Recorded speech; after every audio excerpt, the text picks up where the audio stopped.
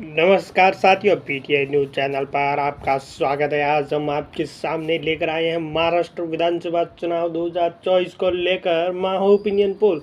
आज हम आपको बताएंगे कि महाराष्ट्र के अंदर अगली सरकार किस पार्टी की बनने वाली है। आज हम आपको पूरे जिलों का वर्गीकरण भी बताएंगे, किस जिले के अंदर किस पार्टी को कितनी सीटें मिलने जा रही है। साथियों आज आप भी जानना चाहते हो महाराष्ट्र की अगली सरकार किसकी बनेगी, तो हमारे वीडियो के अंत तक बने रहिएगा।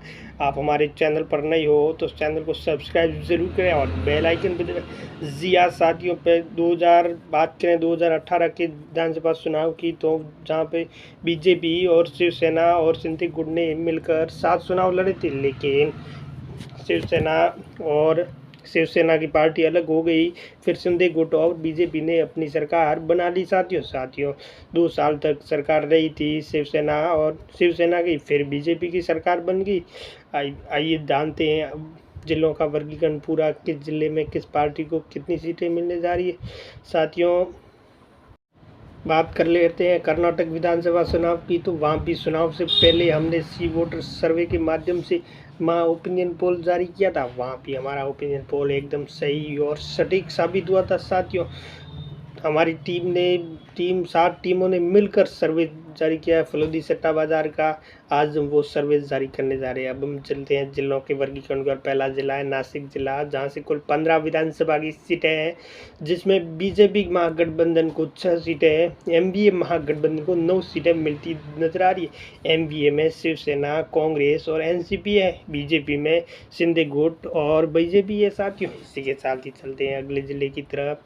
अगला जिला है मुंबई, जहां से कुल 26 विधानसभा की सीटें हैं, जिसमें बीजेपी और शिंदे गुट के खाते में 9, शिवसेना, कांग्रेस और एनसीपी के खाते में 16 सीटें जाती हुई नजर आ रही है। साथियों इसी के साथ ही चलते हैं अगले जिले की और। अगला जिला है नागपुर जिला, जहां से कुल 12 विधानसभा की सीटें हैं, जिसमें बीजेपी और शिंदे गुट के खाते में 4 सीटें, शिवसेना, एनसीपी और कांग्रेस के खाते में 8 सीटें जाती हुई नजर आ रही है। साथियों इसी के साथ ही चलते हैं अगले जिले की तरफ। अगला जिला है नंदुरबार जिला, जहां से कुल 4 सीटें हैं, जिसमें बीजेपी महागठबंधन के खाते में 1 सीट, एमवीए महागठबंधन शिवसेना, कांग्रेस, एनसीपी के खाते में 3 सीटें जाती हुई नजर आ रही है। इसी के साथ ले चलते हैं आपको अगले जिले की तरफ।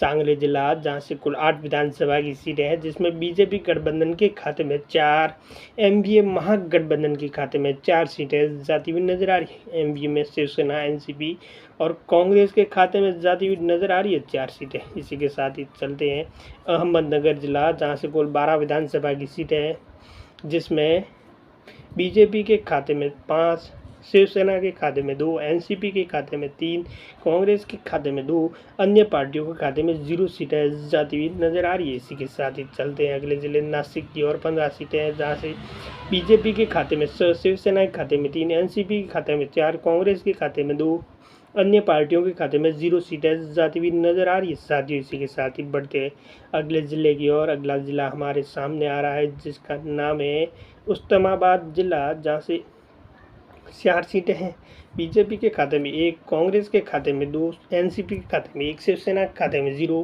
अन्य पार्टियों के खाते में भी 0 सीटें जाती हुई नजर आ रही है। इसी के साथ ही बढ़ते हैं अगले जिले की और। अगला जिला है वर्धा जिला, जहां से कुल 4 विधानसभा की सीटें हैं, जिसमें बीजेपी के खाते में 1, शिवसेना के खाते में 2, एनसीपी के खाते में 0, कांग्रेस के खाते में 1, अन्य पार्टियों के खाते में 0 सीटें जाती हुई नजर आ रही है। इसी के साथ ही बढ़ते हैं अगले जिले की तरफ। तो अगला जिला हमारे सामने आ रहा है नागपुर जिला, जहां से कुल 12 विधानसभा की सीटें हैं, जिसमें बीजेपी के खाते में 5, एनसीपी के खाते में 3, कांग्रेस के खाते में 2, शिवसेना के खाते में 2, अन्य पार्टियों के खाते में 0 सीटें जाती हुई नजर आ रही है। इसी के साथ ही बढ़ते हैं अगले जिले की तरफ। अगला जिला है नांदेड़ जिला, जहाँ से कुल 9 विधानसभा की सीटें हैं, जिसमें बीजेपी के खाते में 3, शिवसेना के खाते में 1, एनसीपी के खाते में 2, कांग्रेस के खाते में 2, अन्य पार्टियों के खाते में भी 0 सीटें जाती हुई नजर आ रही है। इसी के साथ ही बढ़ते हैं अगले जिले की और। वाशिम जिला, जहां से कुल 3 विधानसभा की सीटें हैं, जिसमें बीजेपी के खाते में 1, शिवसेना के खाते में 1, एनसीपी के खाते में 1, कांग्रेस के खाते में 0, अन्य पार्टियों के खाते में भी 0 सीटें जाती हुई नजर आ रही है। साथियों इसी के साथ ही बढ़ते हैं अगले जिले की और। अगला जिला हमारे सामने आ रहा है नंदुरबार जिला, जहाँ से कुल 4 विधानसभा की सीटें हैं, जिसमें बीजेपी के खाते में 1,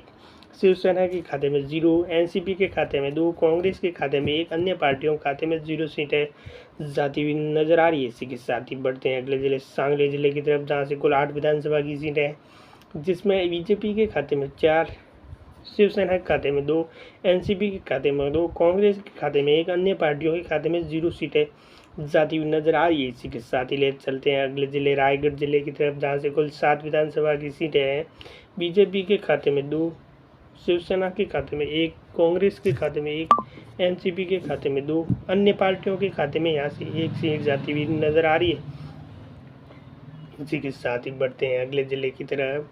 तो अगला ज़िला हमारे सामने आ रहा है, जिसका नाम है अकोला ज़िला, जहाँ से कुल 5 विधानसभा की सीटें हैं, जिसमें बीजेपी के खाते में 1, शिवसेना के खाते में 1, कांग्रेस के खाते में 1, कांग्रेस के खाते में 2, एनसीपी के खाते में 1, अन्य पार्टियों के खाते में 0 सीटें जाती हुई नजर आ रही है। इसी के साथ ही बढ़ते सिंधुदुर्ग जिले की तरफ, जहाँ से कुल 3 विधानसभा की सीटें हैं, जिसमें बीजेपी के खाते में 1, शिवसेना के खाते में 0, एनसीपी के खाते में 1, कांग्रेस के खाते में 1, अन्य पार्टियों के खाते में 0 सीटें जाती हुई नजर आ रही है। इसी के साथ ही बढ़ते हैं अगले जिले की तरफ, वाशिम जिला, जहाँ से कुल 3 विधानसभा की सीटें हैं, जिसमें सिंधेगुट के खाते में 1, शिवसेना के खाते में 1, एनसीपी के खाते में 1, कांग्रेस के खाते में 0, अन्य पार्टियों के खाते में 0 सीटें जाती हुई नजर आ रही है। इसी के साथ ही चलते हैं अगले जिले की ओर,